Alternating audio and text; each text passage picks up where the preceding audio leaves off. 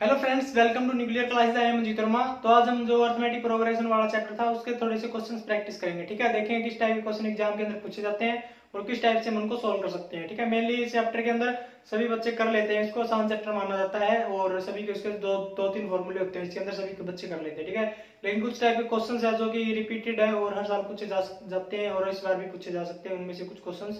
ठीक है, तो उनको देखेंगे, उनके मेथड्स इजी तरीके से हम उनको किस टाइप से सोल्व कर सकते हैं और कैसे हम टाइम की मैनेजमेंट इसके अंदर अच्छे तरीके से बैलेंस कर पाते हैं। ठीक है, तो इसको देखेंगे हम इस चैप्टर के अंदर और वन बाय वन करके सारे क्वेश्चन हम ट्राई करेंगे। उसके बाद आपका टेस्ट लिया जाएगा। टेस्ट के अंदर आपको आपको अच्छा परफॉर्मेंस देना है, अपना टाइम से पहले अपना टेस्ट कंप्लीट करना है। ठीक है, तो और जो भी आपका क्वेश्चंस के अंदर कोई भी डाउट आएंगे तो मैं वो डिस्कस करूंगा। ठीक है, नीचे डिस्क्रिप्शन बॉक्स में मेरा नंबर है। अगर आपको कोई भी डाउट है एग्जाम से रिलेटेड या फिर यूनिवर्सिटी से रिलेटेड कोई भी इन्फॉर्मेशन आपको चाहिए तो आप मुझसे कॉन्टैक्ट कर सकते हो।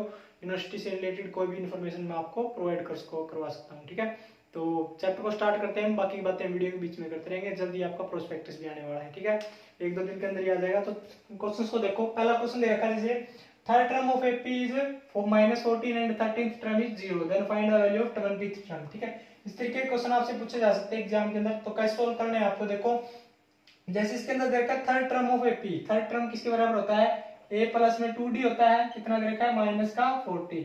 ठीक है, और उसके बाद में देखा 13th टर्म इज 0। 13th का मतलब हो गया a प्लस में 12d इज इक्वल टू 0, ये दे रखा है। ठीक है, तो ये दो चीजें दे रखी है, a और d, ये दो इक्वेशन बन गई। यहाँ से हम a की और d की वैल्यू फाइंड आउट कर लेंगे।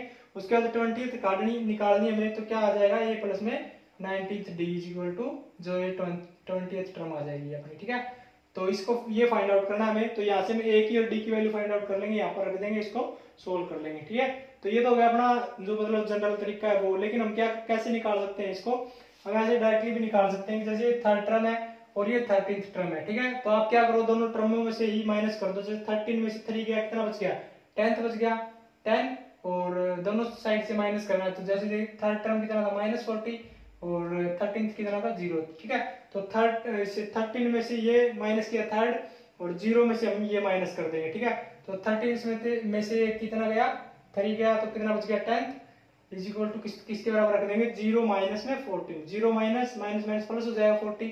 ठीक है, तो 10 से डिवाइड कर देंगे तो ये आ जाएगा अपना 4। ठीक है, तो ये आ गई अपनी डी की वैल्यू। डी की वैल्यू हम डायरेक्टली निकाल सकते हैं। कैसे कैसे निकालेंगे, जैसे 13 में से जो टर्म दे रखी ना आपको वही माइनस करेंगे। जैसे 13 में से 3 निकाल दो, 10 बच गया, और 0 में से -14 कर दो, कितना बच गया 14। तो ये 10 डिवाइडेड बाय 14 हो जाएगा 4। डी की वैल्यू आ जाएगी आपके पास 4।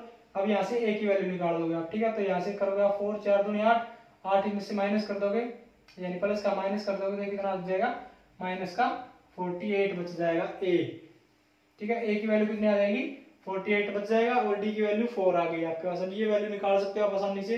a की जगह भी -14 रख दोगे, प्लस में 19 का 76 रख दोगे। ठीक है, तो इसको कैलकुलेट करो किसके बराबर आ जाएगा, 16 में से 8 गया 8, और ये कितना बच गया अपना 6 में से 4 गया 2, 28 आ जाएगा प्लस का। ठीक है, इस तरीके से आप इस क्वेश्चन को सोल्व कर सकते हो। 20th टर्म की वैल्यू कितनी आएगी, 28 आएगा इसका आंसर। ठीक है, तो इस तरीके से आप इसको सोल्व कर सकते हो आसानी से इस तरीके के क्वेश्चंस को। ठीक है, एग्जाम के अंदर आपको मिलेंगे ये, और मैंने एक दो क्वेश्चन रिपीट भी किए हैं ताकि आपको आसानी हो इनको समझने में। ठीक है, इसके बाद नेक्स्ट क्वेश्चन है प्रॉपर्टी बेस है।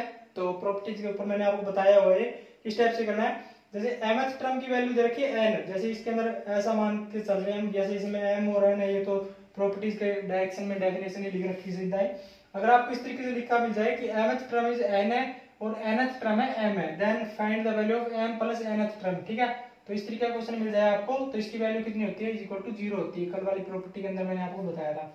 ठीक है, तो आपको ध्यान रखना है, अगर इस तरीके से दे रखा हो कि 7th टर्म है, 7th term of AP is 5 and 5th term of AP is 7। ठीक है, then find the value of 12th term. ठीक है, तो 12th टर्म की वैल्यू कितनी आएगी, 0 आएगी। डायरेक्टली रिजल्ट याद रखना है। ठीक है, तो अगर mth टर्म की वैल्यू n है और nth टर्म की वैल्यू m है, then find the value of m plus nth term की वैल्यू कितनी आएगी, 0 आएगी। हमेशा याद रखना, एग्जाम के अंदर पूछा जा सकता है क्वेश्चन। ठीक है, डायरेक्टली इसी टाइप से पूछा जाएगा कि mth टर्म की वैल्यू n है और nth टर्म की वैल्यू m है। ठीक है, और इसको कैलकुलेट करने लग जाओगे आप तो काफी टाइम लग जाएगा कि mth टर्म किसके बराबर होती है, a प्लस में m माइनस 1 इंटू डी। ठीक है, और nth टर्म किसके बराबर आएगी, a प्लस में n माइनस 1 इंटू डी। ठीक है, इस तरीके से आप इसको सोल्व करोगे तब जाके इसकी वैल्यू निकलेगी। आप डायरेक्टली रिजल्ट याद रखना, m प्लस nth की वैल्यू कितनी होती है, 0 होती है। ठीक है, एग्जाम के पॉइंट ऑफ व्यू से इंपॉर्टेंट क्वेश्चन है। नेक्स्ट क्वेश्चन देखो, थर्ड क्वेश्चन आपका, क्वेश्चन नंबर 3। इसके अंदर क्या रखा है, 7th एंड 13th टर्म दे रखी है की 34 and 64 respectively, find the 18th term. ठीक है, ये एग्जाम के अंदर पूछा जा सकता है क्वेश्चन इस टाइप के। ये पहले वाला क्वेश्चन है वही क्वेश्चन है, सेम रिपीट हुआ है। ठीक है, तो इसके अंदर क्या दे रखा है कि 7th टर्म दे रखी है वो कितनी है, 34 है, और 13वीं टर्म है, 7th टर्म तो है 34 और 13th टर्म है 64। Then find the value of 18th। ठीक है, तो आपको क्या करना, डायरेक्टली इसमें से एक टर्म में टर्म माइनस कर दो, कितना बच जाएगा, 13 में से 7 गया 6, और इसमें से ये माइनस कर दो, कितना बच जाएगा ये 30। ठीक है, तो 6d इज इक्वल टू आ जाएगा 30। तो d की वैल्यू आप डायरेक्टली निकाल सकते हो, d की वैल्यू आ गई 5। ठीक है, d की वैल्यू 5 आ गई, यहाँ पर रख दोगे आप, यहाँ पर a प्लस में 6d लिख दोगे। ठीक है, तो 6 पंजा 30 इज इक्वल टू कितना आएगा 34। a की वैल्यू कितनी आ जाएगी, 4 आ जाएगी। ठीक है, अब कौन सी निकालनी है आपको, 18वीं निकालनी है। तो 18वीं किसके बराबर होती है, a प्लस में 17th d। ठीक है, तो a की जगह 4 प्लस में 17 इंटू डी की वैल्यू कितनी है 5, 17 पंजे 85 आ जाएगा। ठीक है, 17 पंजे 85, तो कितना आंसर आ जाएगा 89 आंसर आ जाएगा करेक्ट। ठीक है, इस तरीके से आप इसको फाइंड आउट कर सकते हो। ठीक है, आगे बस हमने इस टाइप से क्वेश्चन आपको सोल्व करने हैं। तो नेक्स्ट देखेंगे अब हम क्या क्या क्वेश्चंस दे रखे हैं इंपॉर्टेंट है, जो कि एग्जाम के पॉइंट ऑफ व्यू से और एग्जाम के अंदर पूछे जा सकते हैं। ठीक है, तो नेक्स्ट क्वेश्चन पे चलते हैं। तो नेक्स्ट क्वेश्चन देखो, नेक्स्ट के अंदर क्या दे रखा है, विच टर्म ऑफ एपी दे रखी है 100, 90, 80, 70 इस तरीके चल रही है, और उसकी लास्ट टर्म दे रखी है 0। ठीक है, तो 0 है, कौन सी टर्म के ऊपर आएगा ये पूछा हुआ है। ठीक है, वैसे तो हम देख के बता सकते हैं कि देखो कम 10 कम हो रहा है ना, 10 यानी 100, 90, 80, 70, 60, 50 इस तरीके से 11वां नंबर पे आएगा 0। ठीक है, वैसे तो हम वैसे ही बता सकते हैं, लेकिन कुछ भी टर्म्स पूछी जा सकती है इसके अंदर आपको, तो आपको फॉर्मूला जनरल पता होना चाहिए। किसके बराबर होता है, लास्ट टर्म किसका फॉर्मूला होता है, a प्लस में n माइनस 1 इंटू डी। ठीक है, n की वैल्यू आपको फाइंड आउट करनी है। तो आप डायरेक्टली कैसे लिखोगे, देखो an आपको दे रखा है 0, तो 0 माइनस में कर देंगे a, माइनस में a कर देंगे क्योंकि प्लस का साइड आके माइनस का हो जाएगा। तो ये n कितना है 0 इज इक्वल टू, मैं वैल्यू लिख देता हूँ इसके बाद, an कितना 0, a की जगह कितना लिखेंगे 100 इंटू प्लस में n माइनस n में फाइंड आउट करना है, और इंटू डी कितना आपका माइनस का 10 है। ठीक है, डी कितना आएगा माइनस का 10, तो ये 100 प्लस का इस साइड आके माइनस का हो जाएगा 100।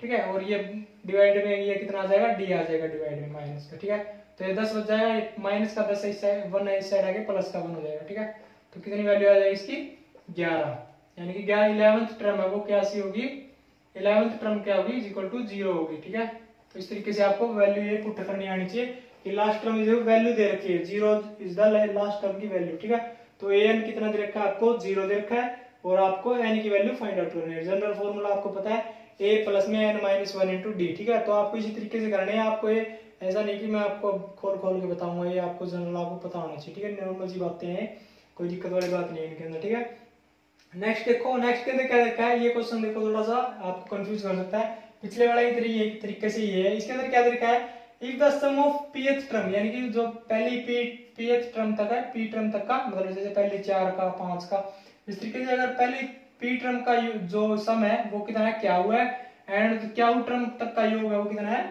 p है। ठीक है, then find the value of sum of p plus क्या होगा, इस तरीके से दे रखा है। जैसे मान के चलो कि पहली 5 संख्याओं का योग है वो 7 है, और पहली 7 संख्याओं का योग है वो 5 है। ठीक है, then find the value of 12th term, यानी कि 12 पहली 12 संख्याओं का योग कितना होगा। ठीक है, तो आपको पता होना चाहिए कितना होगा, डायरेक्टली इसका फॉर्मूला आंसर आ जाएगा माइनस का p प्लस क्या हो। ठीक है, ध्यान रखना है आपको, अगर सम पूछा जाए तो कितना आएगा माइनस का p प्लस क्या हुआ आएगा। ठीक है, और टर्म nth टर्म पूछी जाए इस तरीके से, तो मैंने पीछे करवाया था उसका क्या आता था 0 आता था। ठीक है, तो अगर इसके अंदर सम पूछा हुआ है, if the sum of p term of an p is क्या हो, एंड क्या टर्म का जो सम है वो p दे रखा है, then find the sum of p plus क्या टर्म। ठीक है, तो इसकी कितना आएगा ये माइनस का p प्लस क्या हुआ आएगा आंसर। ठीक है, ध्यान रखना है, इंपॉर्टेंट क्वेश्चन है, एग्जाम के अंदर पूछा जा सकता है। ठीक है, तो दोनों के अंदर कंफ्यूज नहीं होना आपको, उसके अंदर आपको नंबर ऑफ टर्म दे रखी होती है और इसके अंदर सम ऑफ टर्म पूछा हुआ है। ठीक है, नेक्स्ट क्वेश्चन देखो, अरिथमेटिक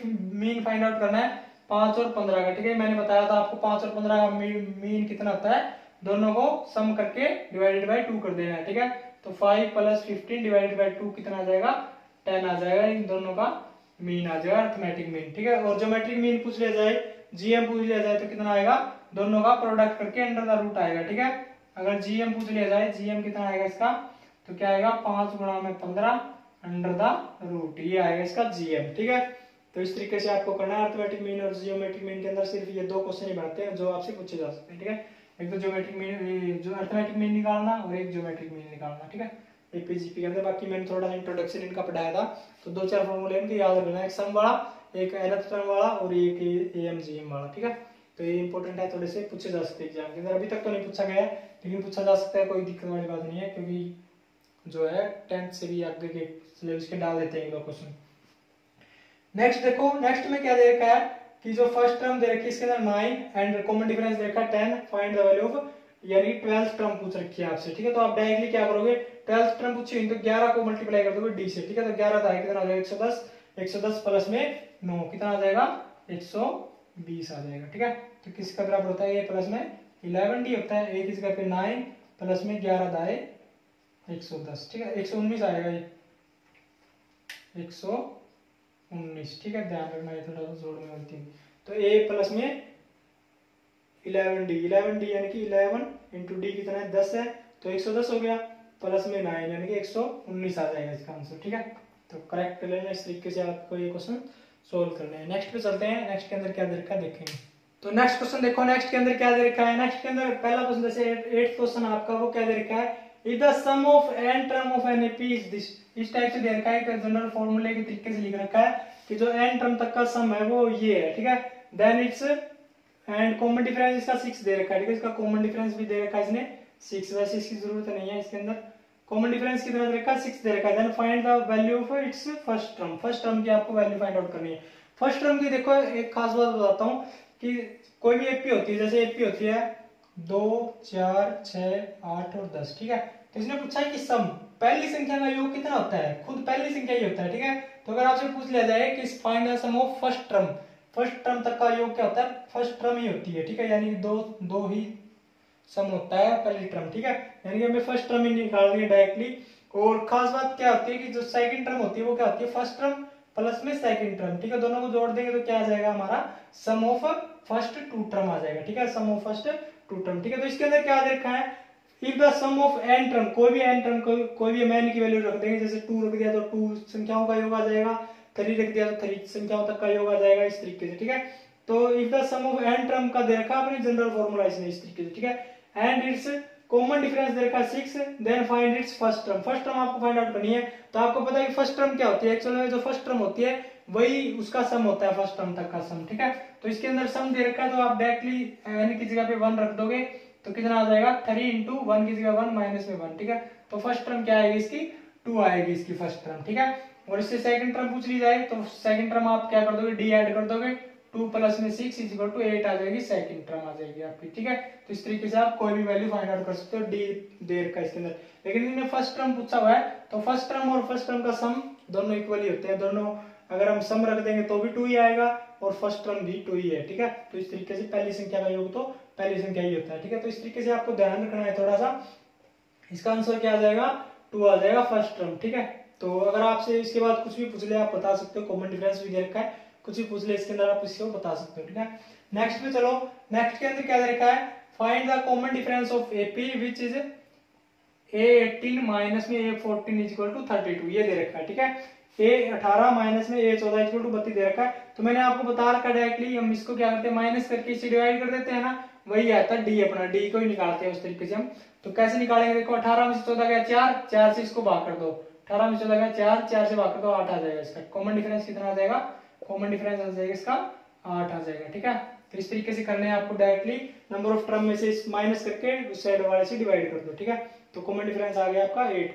नेक्स्ट वाला क्वेश्चन आपके लिए है, ये सेम ही है, टी के साथ द्वारा रिप्रेजेंट कर देते हैं इसको नंबर ऑफ टर्म को, इसलिए दे रखा है। ठीक है, तो कितना आ जाएगा देखो, T10 माइनस में T5 200 दे रखा है, then find the value of common difference. ठीक है, तो कॉमन डिफरेंस की वैल्यू फाइंड आउट करनी है आपको,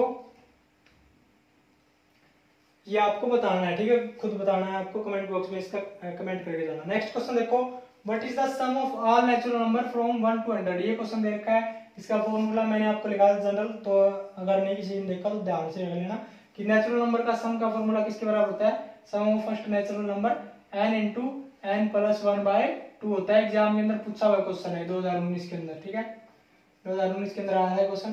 किसके बराबर होता है, n इंटू एन प्लस 1/2 के बराबर होता है फर्स्ट 100 टर्म तक का सम, ठीक है। तो लिखो इसके अंदर क्या आएगा, 100 इंटू में 101 डिवाइडेड बाई 2, ठीक है। तो आप क्या करोगे, 2 से इसको काट दोगे, 50 आ जाएगा, 50 को इससे मल्टीप्लाई कर दोगे, 50 से कम 50, 0 0, 50 से कम 50 से कम 50 आ जाएगा, ठीक है।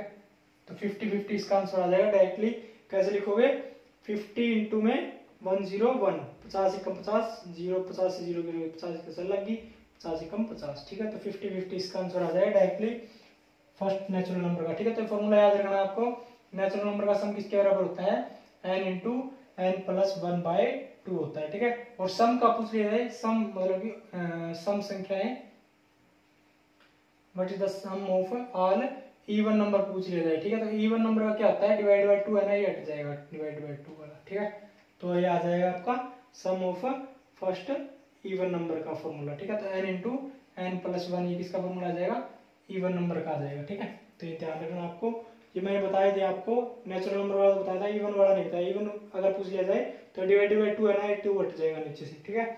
नेक्स्ट देखो, नेक्स्ट के अंदर क्या दे रखा है, 9th टर्म इस दे रखी है 149 एंड 149 टर्म है वो कितनी दे रखी है, 9 दे रखी है। Then term which is equal to 0, 0 equal कौन सी टर्म होगी, मैंने बताया भी था। उसके अंदर क्या दे रखा था कि वही क्वेश्चन है सेम, जैसे mth टर्म दे रखी है n और nth टर्म दे रखी है m, तो m प्लस nth टर्म किसके बराबर होती है, 0 के बराबर, ठीक है। तो इसने बोल रखा है कि 0 है वो किसके बराबर होगी, कौन सी टर्म के बराबर होगी, 0, ठीक है। तो आपको क्या करना है, directly m plus nth term को ऐड कर देना है, m प्लस n को ऐड कर देना है, इज इक्वल टू 0 आ जाएगा, ठीक है। तो ऐड करो, 9 प्लस में 449 किसके बराबर आएगा, 998 आ जाएगा, और 4 और 1 5 आ जाएगा 4, यानी कि 458 आ जाएगा इसका आंसर, ठीक है। तो 458 टर्म वो किसके बराबर होगी, इज इक्वल टू 0 के बराबर होगी, ठीक है। तो इस तरीके से क्वेश्चन आपसे पूछे जा सकते हैं घुमा फिरा के, वही क्वेश्चन है सेम, ये mth टर्म n दे रखी है और nth टर्म m दे रखी है, then which is equal term which is equal to 0, ठीक है। तो उसके अंदर ऐसे पूछा हुआ थी कि m प्लस nth टर्म है वो किसके बराबर होती है, तो वो 0 के बराबर होती है। तो इसने पहले ही दे रखा है कि 0 है टर्म, तो बताओ कि m जो टर्म है वो कौन सी है, ठीक है। तो आप क्या करते हो, डायरेक्टली m प्लस n कर दोगे, m प्लस nth टर्म किसके बराबर होगी, 0 के बराबर होगी, ठीक है। तो m 9 प्लस में 449 ऐड कर दिया, 458 आ जाएगा इसका आंसर, ठीक है, डायरेक्टली। तो नेक्स्ट क्वेश्चन पे चलते हैं हम, इस तरीके से आपसे क्वेश्चन पूछे जा सकते हैं, ठीक है। तो नेक्स्ट पे चलते हैं, नेक्स्ट के अंदर देखते हैं क्या दे रखा है, ठीक है। तो नेक्स्ट क्वेश्चन देखो, नेक्स्ट के अंदर क्या दे रखा है, नेक्स्ट के अंदर देखो क्या दे रखा है, fourth term from the end of A P, मतलब कि लास्ट से पूछिएगा फोर्थ टर्म, ठीक है। तो इस तरीके के क्वेश्चन आपको कैसे करने हैं, देखो पहले आपको नंबर ऑफ टर्म निकालने पड़ेगी इसके अंदर, और उसके बाद फिर आप इसकी जो फोर्थ टर्म है वो निकालोगे लास्ट से, ठीक है।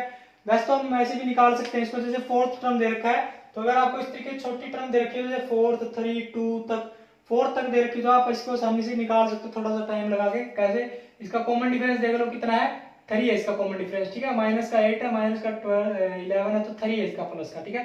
कॉमन डिफरेंस प्लस का 3 है, तो आप कैसे निकाल सकते हो, 3 इसमें से माइनस कर दो, एक बार कितना बच गया 46, फिर दोबारा से एक बार और माइनस कर दो, कितना बच गया 43, फिर एक बार और कर दो, कितना बच गया 40, ठीक है। तो 4 तक आप आसानी से इसको निकाल सकते हो। वैसे तो fourth term from the last आ जाएगा आपका 40, ठीक है। लेकिन हम जैसे फोर्थ की जगह पे कुछ ज्यादा टर्म्स दे रखी हो, तो आपको कैसे कैलकुलेट करनी है, देखो पहले आपको n की वैल्यू निकालनी पड़ेगी, ठीक है। फोर्थ लास्ट टर्म दे रखी है, लास्ट टर्म किसके बराबर होता है, n किसके बराबर होता है, a प्लस में n minus 1 into D, a की जगह पे माइनस का 11 प्लस में n की वैल्यू फाइंड आउट करनी है, n minus 1 into D, D कितना आपका 3, ठीक है। तो माइनस का 11 इस साइड आके प्लस का हो जाएगा, कितना बढ़ जाएगा ये 60 हो जाएगा, ठीक है। 60 को हम 30 से डिवाइड करेंगे, 3 से डिवाइड करेंगे, कितना हो जाएगा ये, ठीक है, कितना हो जाएगा 3 से डिवाइड करेंगे तो ये आ जाएगा 20, ठीक है। तो 20 माइनस में 1, माइनस 1 तो इस साइड आगे प्लस का 1 हो जाएगा, तो n की वैल्यू कितनी आ जाएगी 21 आ जाएगी, ठीक है। तो n की वैल्यू आ गई आपकी 21, और लास्ट मतलब फ्रॉम द एंड पूछ रखा है फोर्थ टर्म, तो आपको क्या करना है, फ्रॉम द लास्ट पूछ रखा है ना, फ्रॉम द एंड, तो आप क्या करो स्टार्टिंग में से 1 प्लस करके लिख दो इसको, ठीक है।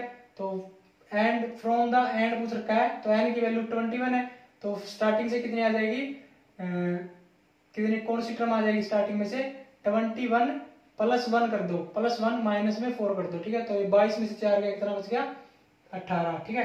तो 18th टर्म आ जाएगी ये, 18th टर्म कितनी किसके बराबर आ जाएगी, फ्रॉम द स्टार्टिंग, ठीक है। यानी कि लास्ट में से फोर्थ टर्म और आगे से 18वां टर्म इक्वल होगी, ठीक है। तो तो आपको ध्यान रखना है, अगर आपसे इस तरीके से पूछ लिया जाए कि फोर्थ टर्म है वो स्टार्टिंग मतलब एंड से फोर्थ टर्म है वो स्टार्टिंग में से कौन सी टर्म आएगी, तो आपको क्या करना है, नंबर ऑफ टर्म है उसमें +1 करके माइनस में जो सी टर्म पूछ रखी है उसी में से माइनस कर दो, ठीक है। तो 18th टर्म आपको फाइंड आउट करनी है इसके अंदर स्टार्टिंग में से, ठीक है। ये तो वैसे फोर्थ 4 तक था, हमने आसानी से कैलकुलेट कर लिया। अगर ज्यादा पूछ रखा होता ऐसे 15-14 होता तो आप इसको कैलकुलेट करने में मुश्किल हो जाती है आपको, ठीक है। तो आपको क्या करना है, नंबर ऑफ टर्म निकाली, उसमें +1 किया, उसमें से जितनी टर्म पूछी है वो आपको फाइंड आउट करनी है। तो स्टार्टिंग में से जो वैल्यू आएगी वो स्टार्टिंग में से आ जाएगी, ठीक है। तो टर्म की वैल्यू निकालेंगे किसके बराबर होगा, -1 a प्लस में n-1 यानी कि 17 इंटू में d कितना आएगा 3, ठीक है। तो 17 कितना हो गया 51 हो गया और माइनस का 11 हो गया, ठीक है। तो कितना बच गया 40 बच गया, ठीक है। तो करेक्ट आंसर हो गया ना आपका 40। इसी तरीके से करना है, जैसे फोर्थ दे रखा था तो हमने कैलकुलेट कर लिया पीछे से, अगर यही वैल्यू 14 दे रखा था कि 14 फ्रॉम द एंड, ठीक है। तो 14 फ्रॉम द एंड पूछ लिया था तो आपको कैसे कैलकुलेट करना था, तो आपको करना था 21 + 1 किया 22 माइनस में 14 करने, कितना आंसर आ जाएगा आपका 22 में से 14 गया कितना बच गया 8 बच गया, ठीक है। तो 8th term from the starting आ जाएगा। इस तरीके से आप इसको कैलकुलेट कर सकते थे, ठीक है, आसानी से। इसके बाद नेक्स्ट क्वेश्चन पे चलो। नेक्स्ट के अंदर क्या लिखा है, how many 2 digit number which are divisible by 5 से डिविजिबल होने चाहिए 2 डिजिट के नंबर, 2 डिजिट यानी 10 से अबव, यानी 10 हो गया 15 हो गया, इसके बाद 20 और 25, इस तरीके से 2 डिजिट के नंबर होने चाहिए। कहाँ तक 2 डिजिट तक होने चाहिए, ठीक है। तो 99 होता है 2 डिजिट का लास्ट नंबर, ठीक है। इससे पहले कौन सा आ जाएगा आपका 95 आ जाएगा जो कि 5 से डिविजिबल है, ठीक है। तो इसके अंदर क्या बताना है आपको, नंबर ऑफ टर्म बतानी है आपको, ठीक है। तो अगर इस तरीके से आपको कैलकुलेट करना हो तो आप क्या करोगे, 5 से डिविजिबल कर दोगे डायरेक्टली, 5 से इसको भाग कर दोगे पूरी बोला, मतलब लास्ट टर्म को 5 से भाग कर दोगे, कितना आ जाएगा 5 से कम 5 4 बच गया, 5 नहीं 45 19 आ गया ना, ठीक है। लेकिन एक माइनस करना पड़ेगा क्योंकि ये 5 एक और था यहाँ पर, ठीक है। 5 यहाँ पर पूरा होता है, अगर सीक्वेंस में होता 5 10 तो आप डायरेक्टली इसको डिवाइड करके और जो नंबर ऑफ टर्म आती है वो आप कैलकुलेट कर सकते हैं, ठीक है। लेकिन इसके अंदर 5 नहीं दे रखा, 10 से स्टार्ट हुई है तो इसका मतलब एक माइनस कर देंगे हम इसको, ये कितनी वैल्यू आ जाएगी इसकी 18 आ जाएगी, ठीक है। तो आप इसको वैसे भी कैलकुलेट कर सकते हो या फिर आप इसको ऐसे भी कैलकुलेट कर सकते हो, इक्वल टू a प्लस में n-1 इंटू डी, इस तरीके से भी आप इसको कैलकुलेट कर सकते थे, ठीक है।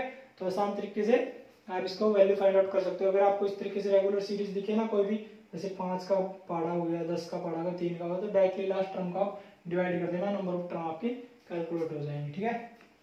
नेक्स्ट पे चलो, नेक्स्ट में रहेगा find the sum of first n even number, ठीक है।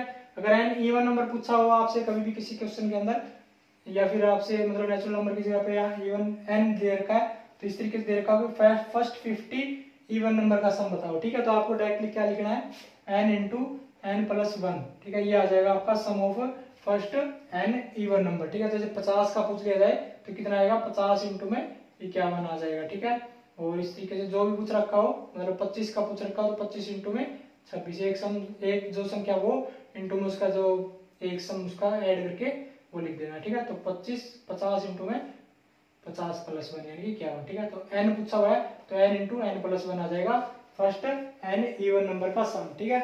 और इस तरीके से ओड नंबर का पूछ रखा हो, find the sum of first n odd number का, ठीक है। ओड नंबर का पूछा हुआ तो डायरेक्टली क्या लिखना है, n का स्क्वायर लिखना है, ठीक है। जैसे 5 संख्याओं का योग पूछा हो, फर्स्ट 5 ओड नंबर, ठीक है। ओड नंबर पूछा हो तो डायरेक्टली किसके बराबर आएगा 5 का स्क्वायर हो जाएगा, ठीक है। कितना आएगा 5 5 25 आएगा 5 संख्याओं का योग, ठीक है। तो डायरेक्टली क्या करना है n स्क्वायर कर देना है, ठीक है। Find the sum of first n odd number दे रखा था n स्क्वायर और इवन नंबर दे रखा था n इंटू n प्लस 1 करना है, ठीक है। डिवाइड बाय 2 नहीं करना है, अगर डिवाइड बाय 2 कर दिया तो क्या आ जाएगा नेचुरल नंबर का सम हो जाएगा, ठीक है। तो इस तरीके से आपको कैलकुलेट करने आसान तरीके से आप इनको आसानी से कर सकते हो सोल एग्जाम के अंदर, ठीक है। बाकी का जो कल का टेस्ट होगा आपका उसके अंदर आपको इस टाइप के क्वेश्चन भी मिलेंगे, ठीक है। तो आपको करने हैं वो अच्छे तरीके से टाइम बचाने की बचाकर, ठीक है। नेक्स्ट पे चलो, नेक्स्ट में देखते हैं क्या दे रखा है। तो नेक्स्ट क्वेश्चन देखो, नेक्स्ट के अंदर क्या दे रखा है, the first and last term of A P are 1 and 11, ठीक है। इफ द सम ऑफ इस term is 60 then the number of term find out करनी है आपको। फर्स्ट टर्म भी दे रखी है और लास्ट टर्म भी दे रखी है और आपको सम भी दे रखा है, ठीक है। तो सम किसके बराबर होता है, सम ऑफ टर्म किसके बराबर होता है n/2 इंटू में a प्लस में l होता है, ठीक है। क्योंकि लास्ट टर्म आपको दे रखी है इसलिए हम ये फॉर्मूला लगाएंगे a प्लस में l, ठीक है। लास्ट टर्म दे रखी है ना, तो n की वैल्यू हम फाइंड आउट करनी है, सम भी दे रखा है, सम कितना है 36 है, ठीक है।